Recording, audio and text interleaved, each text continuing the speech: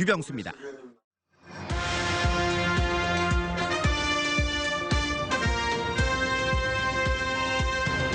오늘 포항에서 열린 지방분권개헌 촉구 결의대회에서 김관용 경북지사가 대선 출마를 표명하면서 이를 공약에 포함시키겠다고 밝혔습니다. 해경 간부 부인 명의의 어선이 불법 조업을 하고 있다는 주장이 제기돼 논란이 일고 있습니다. 국정교과서 연구학교 신청이 오늘 마감된 가운데 경북 동해안 지역에선 신청 학교가 단 한 곳도 없었습니다. 여러분 안녕하십니까? 중앙에 집중된 권한과 예산을 지방으로 분산시키자는 운동이 확산되고 있지만 결실을 얻지 못하고 있습니다. 김관용 경상북도지사는 포항에서 열린 지방분권개헌 촉구 결의대회에서 대선 출마를 표명하면서 이를 공약에 포함시키겠다고 밝혔습니다. 보도에 김철승 기자입니다. 개헌을 가능한 빨리 하고 헌법에 지방분권을 담자는 운동이 확산되고 있습니다. 지금처럼 중앙정부가 권한을 독점하면 지방은 소멸한다는 위기감이 작용한 것입니다. 대통령의 권한을 도지사와 시장 군수로, 국회 입법권을 광역과 기초의회로 분산하자는 내용입니다. 지방분권 개헌 국민회의는 경북 포항을 시작으로 앞으로 대구와 경기, 광주 등지를 돌며 지방분권 개헌을 촉구하기로 했습니다. 지금 개헌이 적기고 더구나 지방분권 개헌이 적깁니다. 왜냐하면 이 권력이 교체되는 시기가 가장 중요한 시기이기 때문입니다. 지방분권 개헌을 지렛대로 김관용 경북지사는 대선에 출마하겠다는 의사를 분명히 했습니다. 탄핵 여부가 결정되면 대통령 출마를 선언하고 지방분권 개헌을 공약에 포함시키겠다고 밝혔습니다.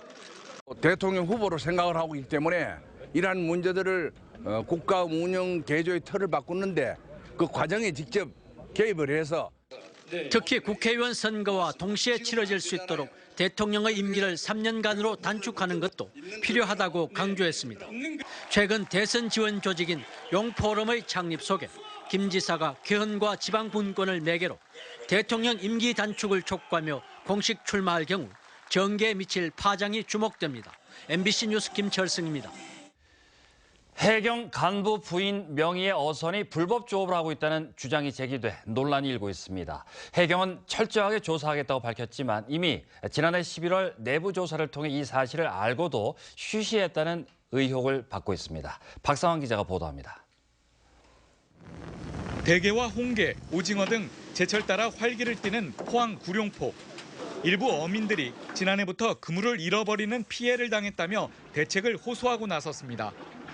어민들은 해경 간부 부인 명의의 홍게잡이 어선이 다른 배들이 쳐둔 그물 위에 그물을 던져 홍게를 싹쓸이하고 잃어버린 그물 피해만 수천만 원이 넘는다고 주장하고 있습니다.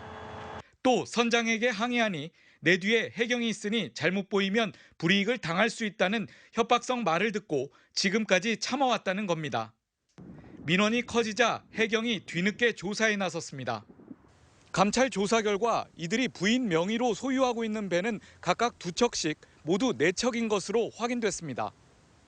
간부 A씨의 부인 명의로 된 어선 2척은 모두 통발어선, 간부 B씨의 부인 명의로 된 어선 2척 중 한 척은 통발어선, 다른 한 척은 30톤급 화물 운반선이었습니다.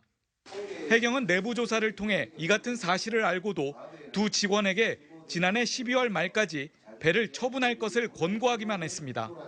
선박, 매각 등의 조치를 권고했습니다.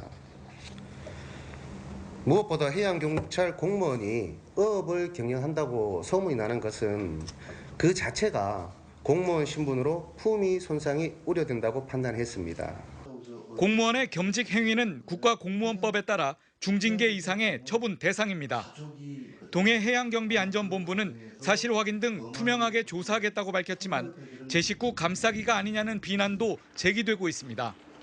MBC 뉴스 박상환입니다.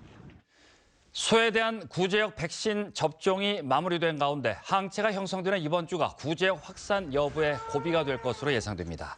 방역 당국은 충북과 전북, 경기 등 구제역 발생 지역의 타시도 반출 금지 시한을 오는 20일 0시까지로 연장했습니다. 또 7년 만에 A형 구제역이 발생한 연천에서는 구제역이 돼지로 퍼지는 것을 막는 데 주력하고 있습니다. 경상북도와 각 시군도 가축 시장을 상황 종료 때까지 휴장하고 거점 소독 시설을 운영하는 등 지역으로 유입을 차단하는 데 주력하고 있습니다.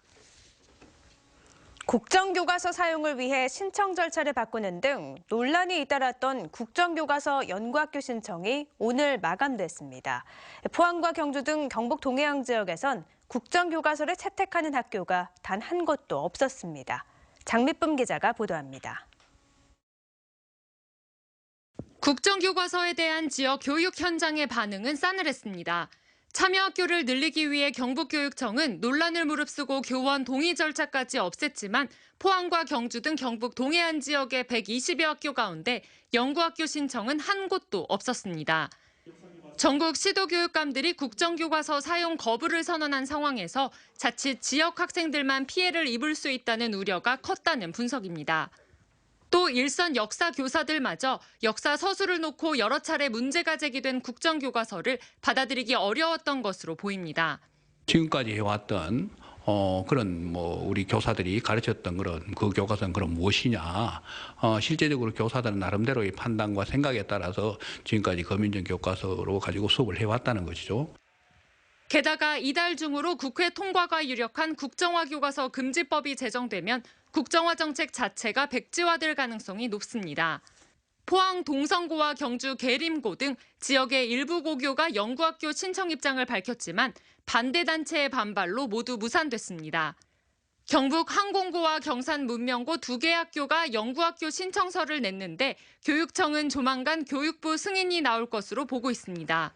당초에 교육부에서 모든 학교들 다 수용하겠다라고 이제 방침을 밝혔었거든요. 저희가 신청하면 교육부에서는 특별한 검증 결과 없이 바로 아마 승인을 하지 않을까.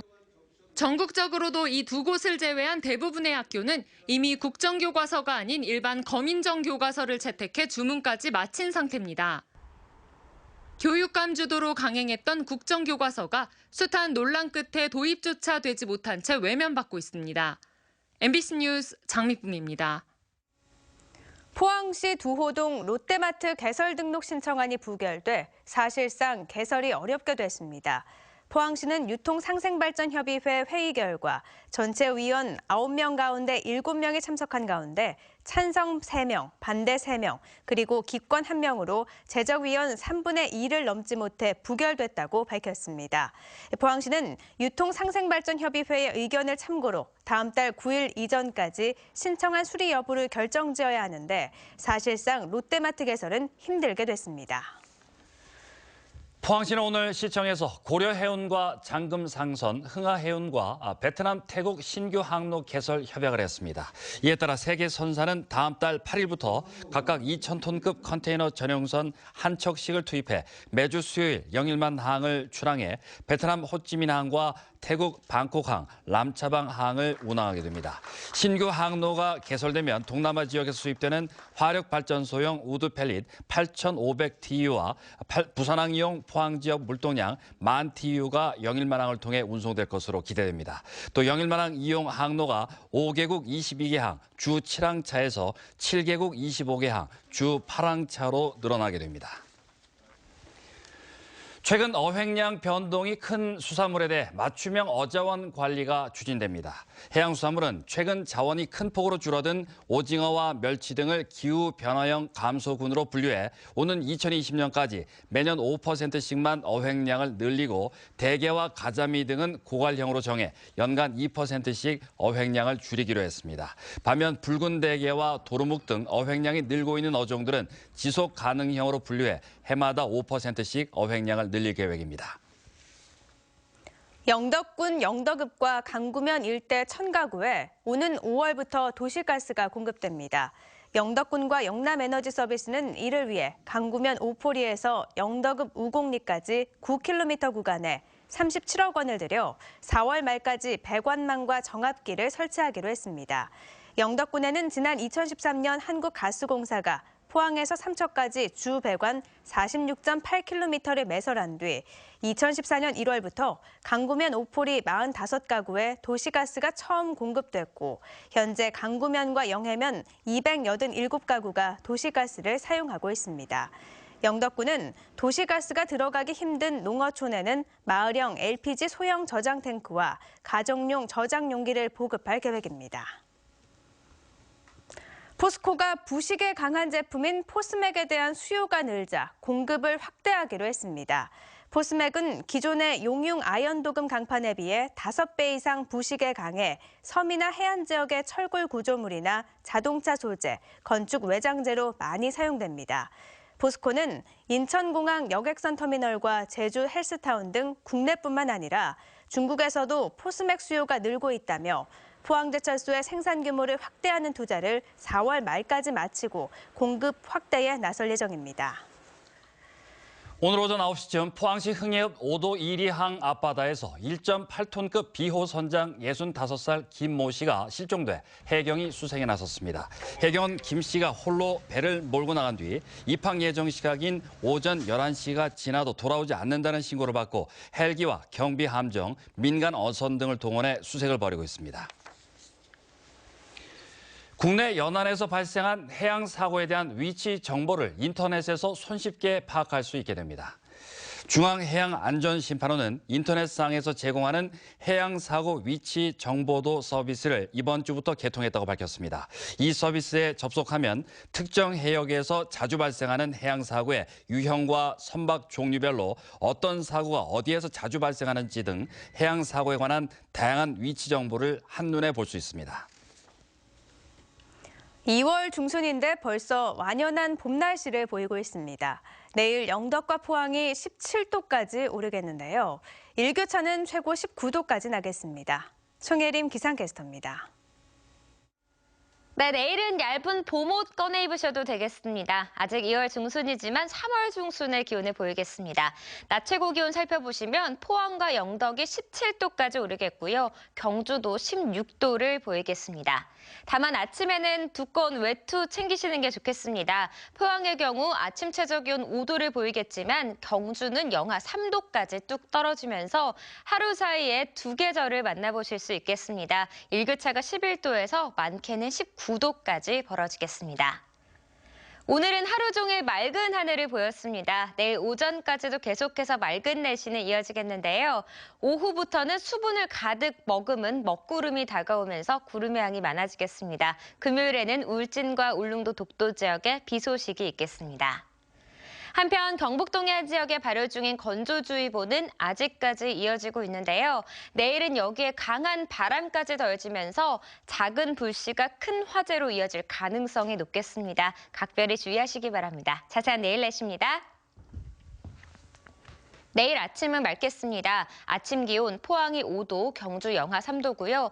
오후에는 포항과 경주는 흐리고 울진과 영덕은 구름 많이 끼겠습니다. 낮 기온 16도 안팎을 보이겠습니다. 울릉도와 독도 지역도 오전에 맑다가 오후부터 구름 많아지겠고요. 바람이 매우 강하게 불겠습니다. 아침 기온 울릉도가 7도, 독도 9도, 낮 기온은 울릉도 13도, 독도 12도입니다. 동해 중부 해상은 구름만 끼겠습니다. 바다의 물결 3m까지 일겠습니다. 동해 남부 해상도 구름만 낀 가운데 바다의 물결은 오늘보다 높아져서 3.5m까지 일겠습니다. 내일까지 오르던 기온은 금요일부터 조금씩 내려가겠고요. 월요일에는 비 소식이 있겠습니다. 날씨였습니다. 이상으로 포항 MBC 뉴스데스크로 마치겠습니다. 여러분 고맙습니다.